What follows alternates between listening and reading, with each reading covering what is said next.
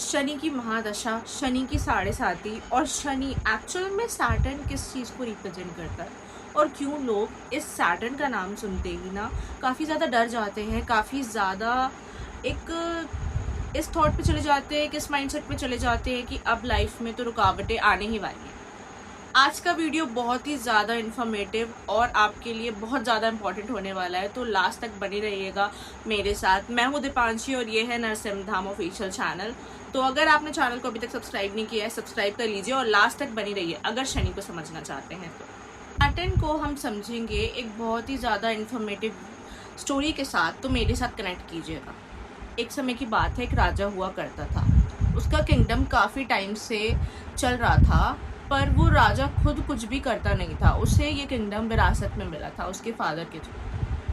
तो काफ़ी टाइम से वो रूल करता आ रहा था, लेकिन उसके बिहाफ में ये चीज़ें उसका किंगडम कौन रन करवा रहा था? उसके सेनापति, उसके मंत्री, उसके राजपुरोहित, राजगुरु वगैरह जितने भी एक राज्य में होते हैं, एक हम कहते हैं जैसे ऑफिसर्स ही मान लेते हैं, जितने भी ऑफिसर्स थे उनके थ्रू वो उनके बिहाफ में रन कर रहे थे।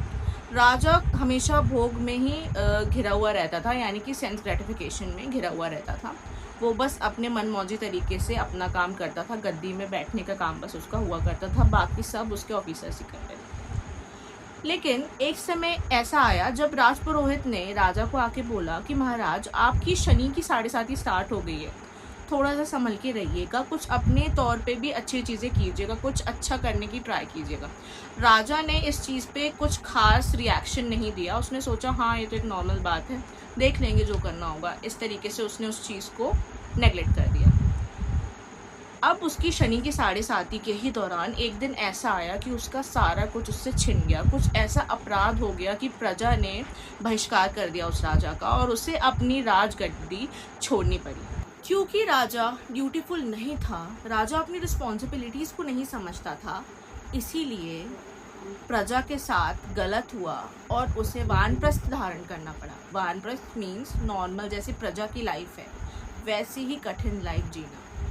अब सोचिए, जो व्यक्ति इतने समय से सेंस ग्रेटिफिकेशन में इतना डूबा हुआ हो, उसके लिए कितना टफ पीरियड होगा अपना राजपाट छोड़ के एक नॉर्मल लाइफ जीना। लेकिन जब ये पीरियड राजा की लाइफ में आया ना, तब उसे समझ में आया कि एक्चुअल में चीज़ें किस तरीके से चल रही थी। उसके राजा होते हुए भी उसके राज्य में कितनी सारी प्रॉब्लम्स थी।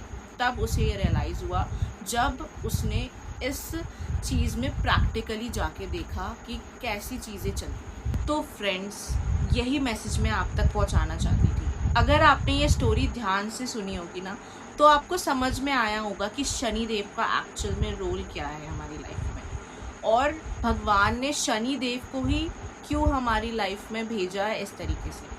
क्योंकि शनि देव न्यायप्रिय है।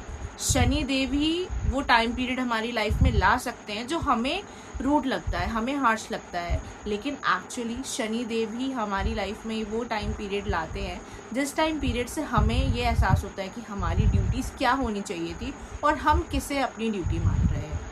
हम भी कहीं ना कहीं सेंस ग्रेटिफिकेशन को ही सब कुछ मान बैठे हैं, लेकिन शनि देव ही वो टाइम पीरियड लेके आएंगे जब हम हार्ड वर्क की इम्पोर्टेंस को समझेंगे और ये समझेंगे कि कहाँ हमसे गलती हुई है। कोई भी चीज़ बुरी नहीं है, जो भी भगवान का बनाया है उसके पीछे का मकसद अगर आप समझेंगे तो आपको समझ में आएगा कि कितनी ज़्यादा इम्पॉर्टेंट है ये चीज़। अब आप ही सोचिए, अगर राजा को ऑल टाइम यही सुख सुविधाएं मिल रही होती तो क्या वो कभी अपनी कमियों को सुधार पाता? नहीं, सोच के देखिएगा। इसीलिए शनि देव हमारी लाइफ में बहुत ज़्यादा इम्पॉर्टेंट है, और अगर आप इसके पीछे का ये रीज़न समझ जाएंगे तो कभी भी शनि की साढ़े साती महादशा से आपको डर नहीं लगेगा। और अगर आपको ये वीडियो इन्फॉर्मेटिव लगा हो, आपको कनेक्टिंग लगा हो, तो प्लीज़ हमारे चैनल को सब्सक्राइब कर लीजिएगा। इस वीडियो को ज़्यादा से ज़्यादा लोगों तक शेयर कीजिएगा और लाइक कीजिएगा। राधे राधे।